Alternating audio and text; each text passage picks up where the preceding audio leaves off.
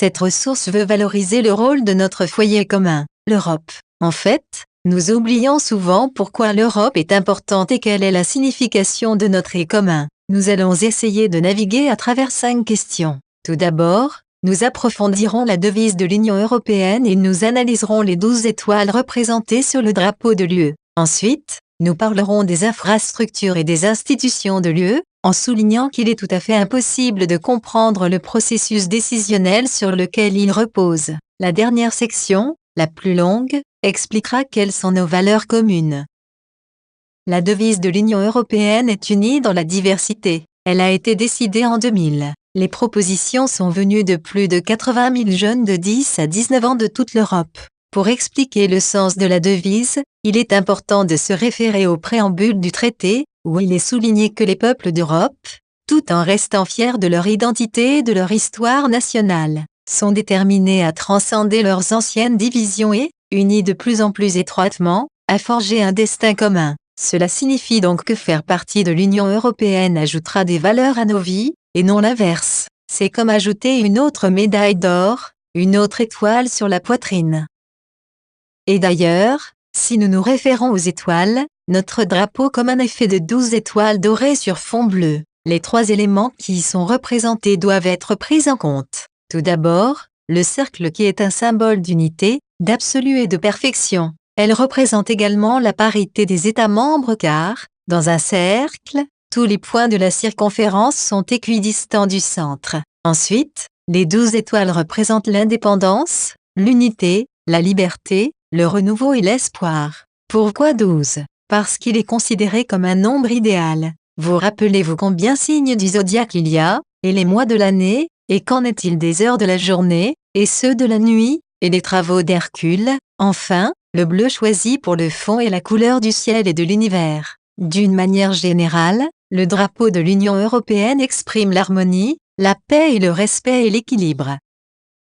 Et lorsque nous parlons d'équilibre, tous les foyers et les maisons sont construites de façon équilibrée. Nous pouvons donc maintenant parler de l'infrastructure et des institutions de l'UE. Nous ne dirons que quelques mots sur les principales institutions, en essayant de vous inspirer et de vous convaincre d'approfondir vos connaissances de manière autonome. Tout d'abord, toutes les décisions stratégiques sont prises par le Conseil européen dans ses sommets. Tous les chefs d'État ou de gouvernement des 28 États membres de l'UE y sont représentés. Il est soutenu par le Conseil. Sa présidence change tous les 6 mois. Le Conseil dispose, la Commission européenne propose. En fait, elle a le pouvoir de proposer et de rédiger des lois. C'est le gouvernement de l'Union et chaque État est représenté. Près de 500 millions de citoyens européens sont représentés par 751 députés au Parlement. Le Parlement européen est le seul organe directement élu dans l'Union. La dernière institution sur laquelle nous dirons quelque chose est la Banque centrale européenne. C'est la banque des États qui ont adopté l'euro, 19 des 28 États membres, et vise à maintenir la stabilité des prix. Vous êtes curieux et vous voulez aller plus loin? Consultez la section publication du site officiel de l'Union européenne.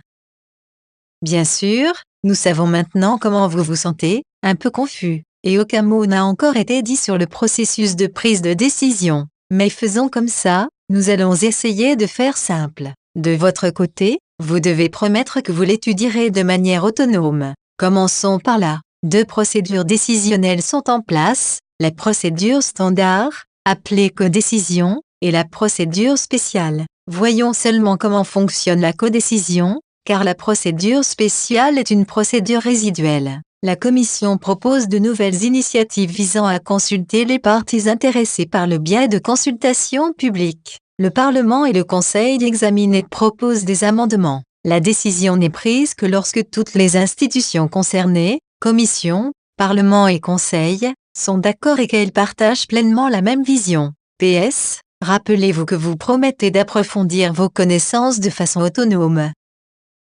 Nous allons maintenant nous pencher sur les valeurs communes sur lesquelles repose notre foyer. Dans les 5 prochaines diapositives, nous aborderons 16 principes énoncés dans la Charte des droits fondamentaux de l'UE. Je voudrais vous rappeler que l'Union européenne est fondée sur les valeurs indivisibles et universelles de dignité humaine, de liberté, d'égalité et de solidarité, et sur les principes de la démocratie et de l'état de droit. C'est ce dont nous devons nous souvenir pour partager un avenir pacifique basé sur des valeurs communes. Alors, commençons notre voyage vers eux. Tout d'abord, la dignité humaine est intangible. Nul ne peut être condamné à la peine de mort, ni être tenu en esclavage. Toute personne a droit à la liberté.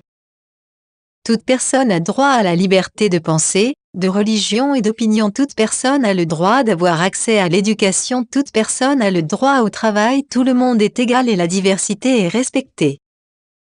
Toute discrimination fondée sur le sexe, la race, la couleur, l'origine ethnique, l'origine sociale, les caractéristiques génétiques, la langue, la religion, les convictions, les opinions politiques ou toute autre opinion, l'appartenance à une minorité nationale, la propriété, la naissance, le handicap, l'âge ou l'orientation sexuelle est interdite. L'égalité entre les hommes et les femmes doit être assurée dans tous les domaines, y compris l'emploi, le travail et les salaires. Les enfants doivent être protégés. Les personnes âgées mèneront une vie digne et indépendante. Les personnes handicapées sont protégées et soutenues. Un tribunal indépendant et impartial est établi pour assurer la primauté du droit. Tous les citoyens ont droit à une bonne administration. Toute personne est présumée innocente jusqu'à ce que sa culpabilité soit établie conformément à la loi. Tout citoyen de l'Union a le droit de circuler et de séjourner librement sur le territoire des États membres.